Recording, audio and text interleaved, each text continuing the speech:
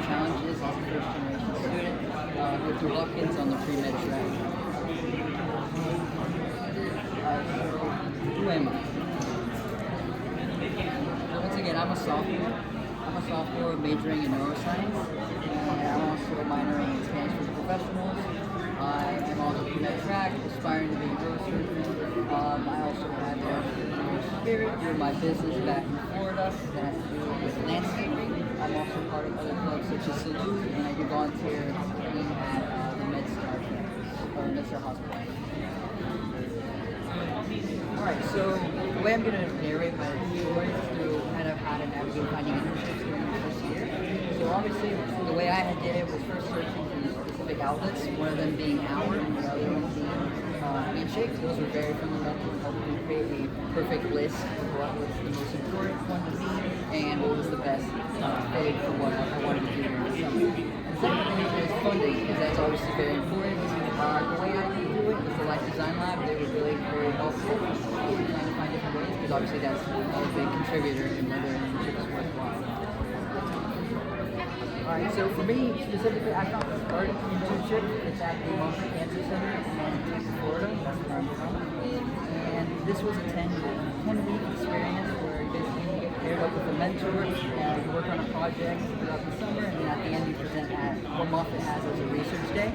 So this was obviously what I wanted to do. The only issue was that I live in Sarasota, Florida, and this is in Tampa, Florida, and it's around an hour, 30 minutes to 2 hours away.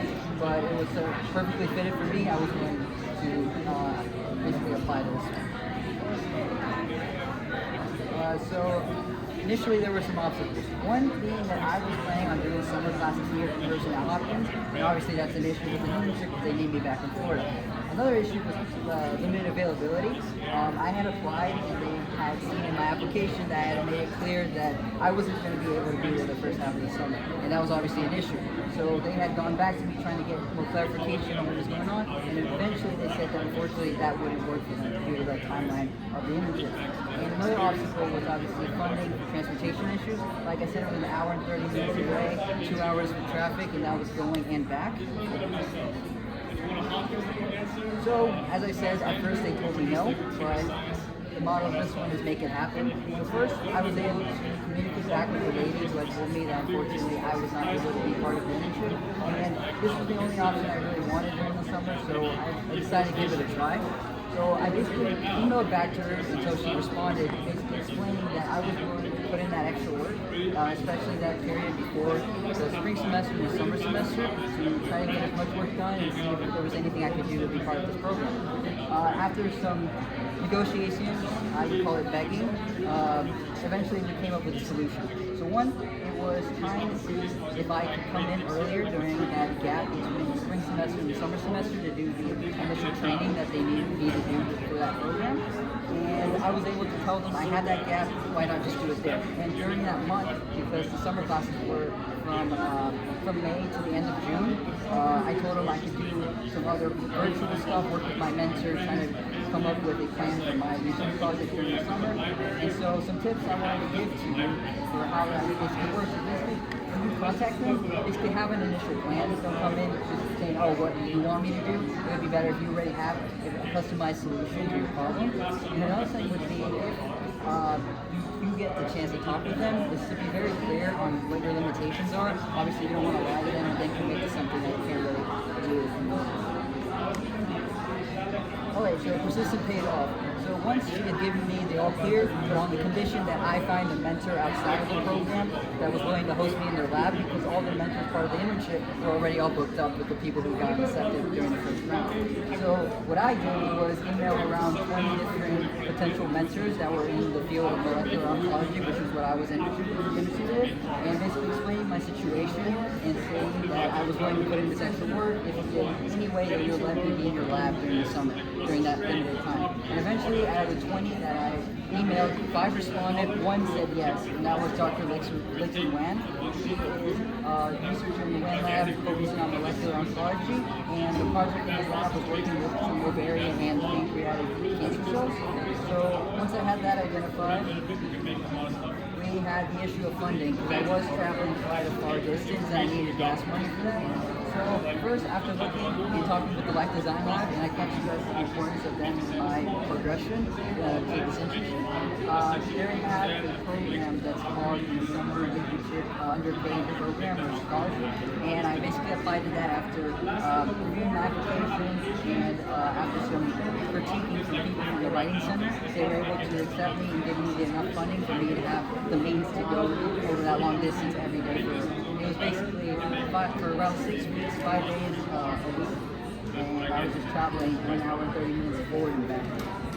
So with that money, it was definitely very helpful. So my first weekend office, this happened between the gap between my spring semester and my summer semester. I was able to come in and do those 2 weeks of training for how to work in a wet lab, how to get prepared, work with the equipment, the procedures, stuff like that. From there, I have this video just quickly just showing how it was they were teaching me how to train and work with some cell colonies, specifically pancreatic and ovarian cell colonies and these petri dishes and how to split them, stuff like that. I was just training and I was lucky to get some video of that. So when I did end up getting back in July, these were my daily responsibilities in the office. I worked with PCR assays. I was able to sew ingredients, and also assist skill development, which is basically just working with the other undergraduates in the lab and graduate students, and basically getting feedback and what I was doing throughout the week, and maybe work with them on other projects that they had, just contributing and trying to see if we can come up with solutions in college or another issue,